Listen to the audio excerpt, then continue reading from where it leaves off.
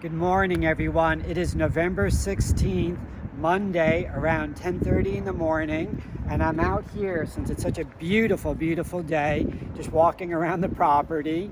Well, actually not going out for a walk, but I just wanted to speak with you, not from inside, but from outside, and therefore not needing a mask right now because I'm by myself and 6 feet away from our camera woman here. But just wanted to thank all of you for your feedback from my homily this past weekend. I hope all of us are going to use our 10,000 minutes to the best of our ability. If you didn't get the chance to hear my homily from this weekend, as always, you can go into our website, click on the homily section, and you can listen to that or any of the older homilies if that's something that you would like to do. This week is obviously our last week of the liturgical year. This coming Sunday we'll be celebrating the Feast of Christ the King, and then the weekend after that, we'll be celebrating Thanksgiving. With that in mind, as I think most of you have probably heard by now, Governor Murphy has reduced the number of people that can be in indoor gatherings. Those are private gatherings, so he went from 25 down to 10. Outdoor gatherings from 500 to 150. However, as I saw in his Twitter account, that he has kept the exemption for religious gatherings. So funerals, weddings, baptism, ordinary Sunday masses are going to be able to continue up to the limit of 150 people or 25% capacity of a church's seating room and pews and stuff like that. So I just wanted to let you know that it seems, unless the governor says something different later in the week, it seems that we'll be able to continue as we have been doing. Just to let you know, most of the masses during this time when the churches have been reopened have been well below 150 people. As you know, we have 6 masses on the weekend. Usually most of the masses average about 100 people. Once in a while we get close to 150. If we ever do get close to that number, we send people off to the gym where we have the screen set up and everything. So just wanted to let you know that as of today, if I understood everything correctly from the governor, we will continue to do as we've been doing. But I do implore all of you, please, please, please be very, very careful. I know we're all making our plans now for Thanksgiving. Just wanted to share with you on a personal basis. I came to the conclusion with my family, because my dad lives down the shore, my mom still lives in Tenafly. We normally have a gathering all together, usually in the rectory, and my cousins come over from New York, and my aunt and my uncle, and we usually have a gathering, but we're not going to do it this year. I'm going to be by myself with my mom on Thanksgiving. My older brother and sister are going to be with my dad down the shore. And that's basically what we're doing. We're keeping it really simple. I know each of you will make your own personal decision, and whatever you do, I just ask you to be as safe as possible. And encourage you to keep coming to church if you feel safe doing that. So for those of you who have been coming, we're sanitizing the church after each and every Mass. We're making sure everyone wears masks 6 feet apart every other row. But for those of you who still don't feel comfortable yet, obviously stay at home, watch it live streamed, and just keep praying for these vaccines to come through. I did hear on the radio just a little while ago that 2 other companies besides Pfizer have come back with really good test results as well for their vaccine. So there is hope on the horizon. Let's hold on to that hope. And then my final word to all of you right now is that we will have our Thanksgiving celebration via Zoom with the other local churches and synagogue here in town. And that will be this coming Sunday at 4:30. There'll be more information we'll put out there. We'll give like a Zoom link. I don't know if we have that yet. I'll check with Kathy and Lisa. And if it is the case, we'll put it there. But the final point is that we have the 3rd segment of Amy Collins' reflections on listening. This is probably the longest of the segments that she's put together, but I think it's a very, very powerful and fruitful one. So for those of you who have listened to segments 1 and 2, then you'll really love segment 3. And if you haven't had the chance to listen to the first 2 segments, it's really kind of a standalone segment by itself about listening to one another. So thank you for tuning in. Know that I'm sending you all of my love and support. And if there's anything that you need from me or the other priests or the deacons or the staff, please do not hesitate to call us, to email us, to text us, whatever you need. We are here at your service. We love you all, and we're wishing you a really peaceful and prayerful and fruitful week for all of us, that we could really take the talents, the time that God has given us, and be as industrious as we can be for the kingdom of God and for one another. See you at church. Bye.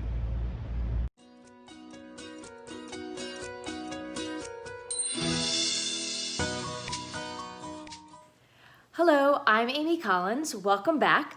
I am also a parishioner here at St. Elizabeth's, as you may have heard in the last 2 segments. I have been teaching and learning about and studying self-development and mindfulness for decades. And our topic again today is listening. It is the 3rd part of a 3-part series that we're offering. And we have the first part, which was listening to the 2 voices that we all have in our head. The second part was learning to listen to what we say. And this last part today is actually going to speak about listening to others. So now that we've built a strong foundation regarding listening, right? Regarding those first 2 aspects of listening to the voices that we're hearing. Sounds crazy, but you know what I'm talking about if you listen to the first part. And listening to what we're saying, now we're ready to think about listening to others. And that's more often what we think of when we think of listening, right? So I want to start by sharing a scenario that many of you may be able to relate to. So pre-pandemic, my husband and I were out with several different couples at dinner. And, I was at the table, and all of a sudden, I noticed that everyone was speaking all at once. All of my friends were speaking all at once. And I thought, holy cow, who's listening, right? And they're interesting people, and they have fun stories and good insight and interesting perspectives. And so I thought, who's listening, right?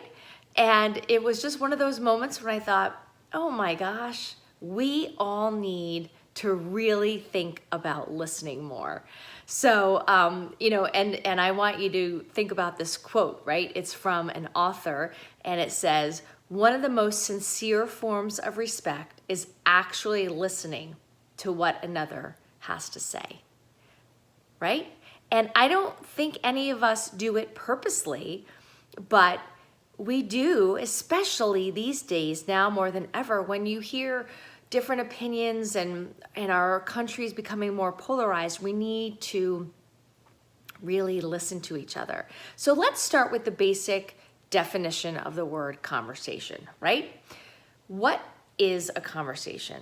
A conversation is actually an interchange of thoughts and information by spoken word, right? It's oral communication between 2 people, at least. So, in summary, a conversation is an interchange of our thoughts. It is not everyone talking at once. It is not one person talking at another person, monologuing the whole time, right? It is an interchange. So that means we need one party to speak and other parties to listen, and vice versa. And to kind of, as my husband always says, his parents taught him how to play hot potato. So that's how you have a conversation. You pass the potato, right? You speak, you answer a question, you ask another question, you pass the hot potato, right? That's an analogy I think most of us can relate to. Anyway, it's interesting because now more than ever, it's such a loud time in our world. So let's admit it, that listening is definitely not seen as very exciting or super sexy, right? With all the social media, what's mostly happening? Self-promotion, right? We're talking about things like marketing who we are, all these selfies, right? It's all about self-promotion. What we need, though, is that quiet role of listening. And we need it to become more apparent, and we need to become better listeners, because it's really an undervalued skill in our society. And if you think about it, listening, ultimately every meaningful conversation is created by listening to each other, right? Think about that. Anyone who you are really close to, you've listened to them, you know their story, they've listened to you, they know your story, and how meaningful is that? That's invaluable. That's an essential part of connection.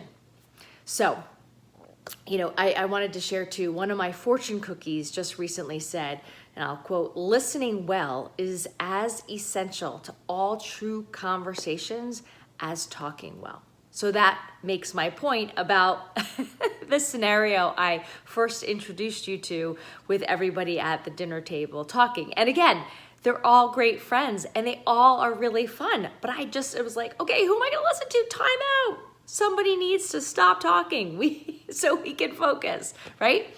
All right, so let's look at the word listening and let's define what that means. It is a verb, so it's an action word. So listening is an action.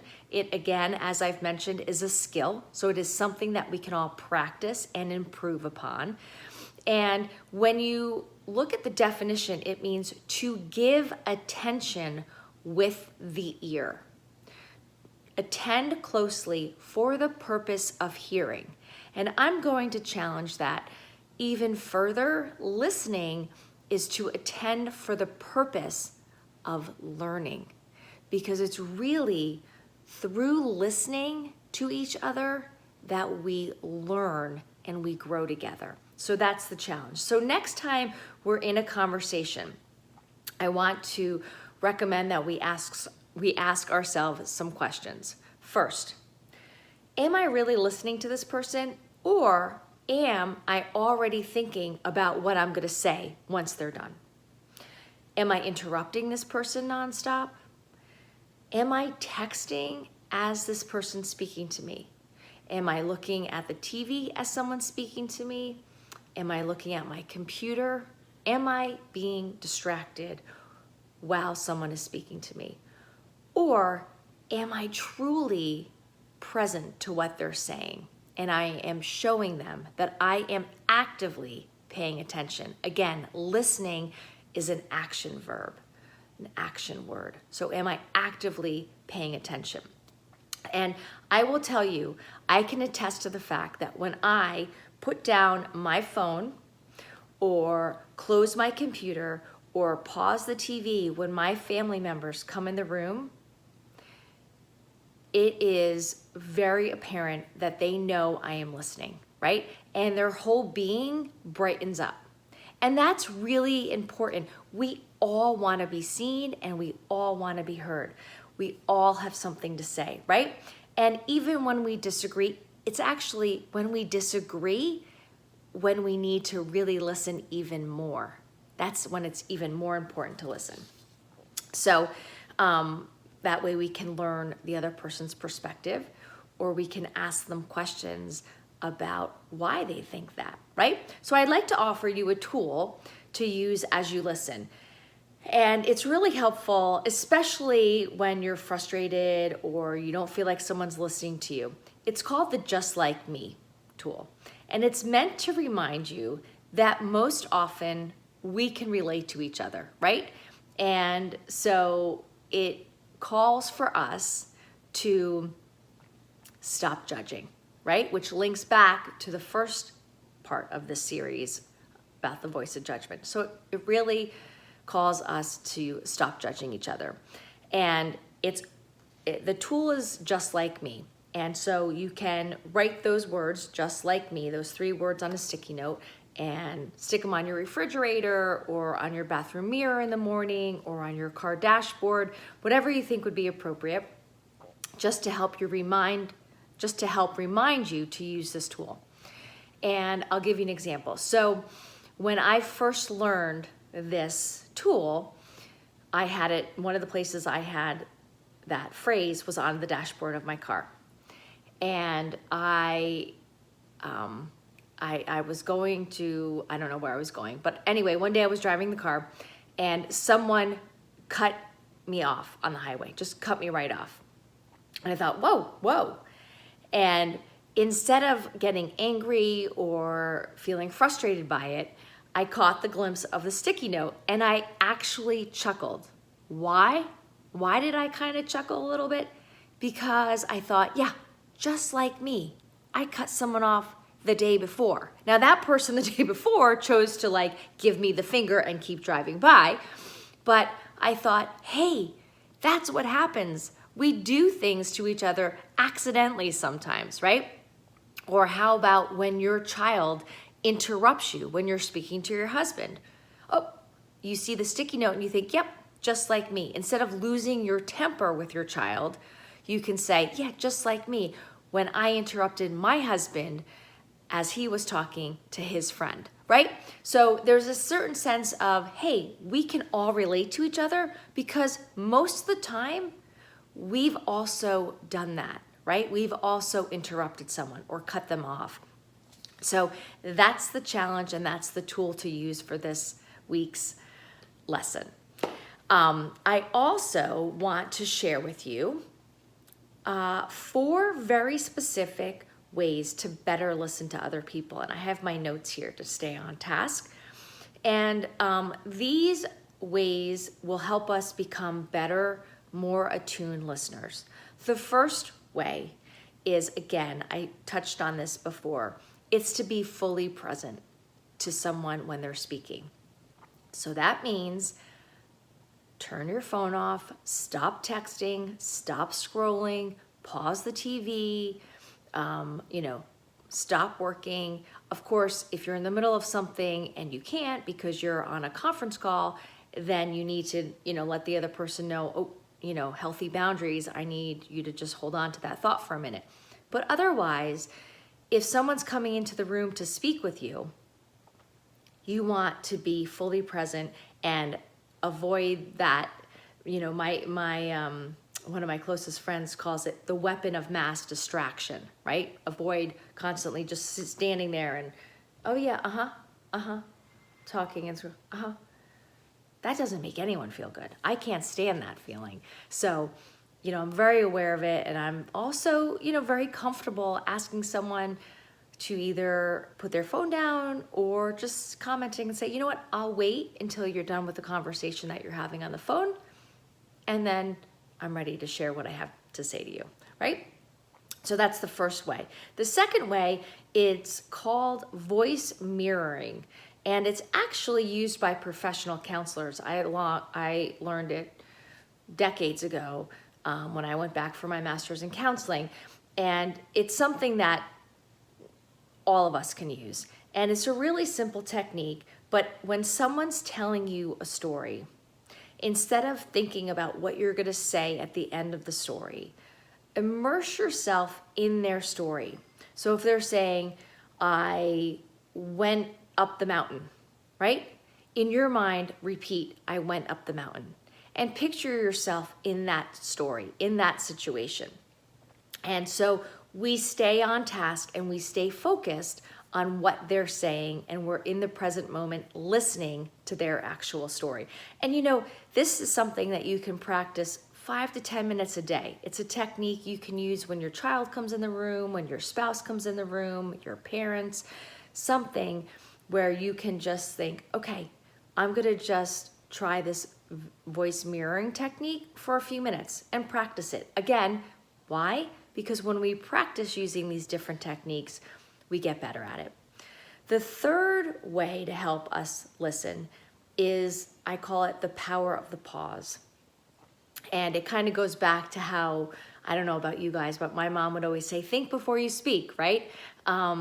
And so it goes back to that kind of thought process. Think before you speak. And I really mean that. I actually just posted a video on my website. It's a 4-minute video. If anyone wants to look at it, it's at amymcollins.com. And it's talking about, anyway, it's a really funny story. But if you wanted to check it out, it's a few minutes and it talks about the power of the pause. But I'll summarize it here. It's, after we hear something or after we see something, it's that moment after we see it and before we respond to it. So we want to start to clue into that moment and start to become aware of it's in that moment that we can digest what we just heard and what we're listening to or what we're seeing, and then we can respond to it. So it's about responding versus reacting. And then the last technique is call on curiosity and empathy when you're listening to other people, especially if you have a difference of opinion or you might be disagreeing about something, right? It's vital to call on curiosity and empathy in those situations. But in everyday life, call upon curiosity and empathy when you're listening to your child tell them about your school day or your spouse tell about their work conference, right? So what that means is to ask questions, and ask questions that show you're interested and that you're curious to learn more about what they're talking about. And also stop trying to win the conversation or talk so much. Try instead to understand the other person's perspective and again, listen, right? Listen to why they think that way or listen to what happened and what they've experienced. So overall, the Just Like Me tool, that's the challenge to implement going forward, right? And just remember that is supposed to be something that causes you to pause, and it's really helpful. It's super easy to implement, and you'll actually find it to be funny because you'll realize that, yeah, just like me. So hopefully you have enjoyed this 3-part workshop. And remember, I'm going to quote this is the loudest time in human history. And it's time we slow down, pay attention, and listen. So here's to becoming better, more mindful listeners to those around us. And remember, when we listen, we experience more meaningful relationships. And when we have more meaningful relationships, we are actually confirming to each other that I see you, I hear you, right? And that causes more peace in our world. So on that note, take good care. Let me know if you have any questions. I will provide my email at the end of this. It is amy@amymcollins.com. And feel free to let me know if you have any feedback, questions, or thoughts about this workshop. And again, it's been wonderful to share this information with you. Cheers to listening. Take good care.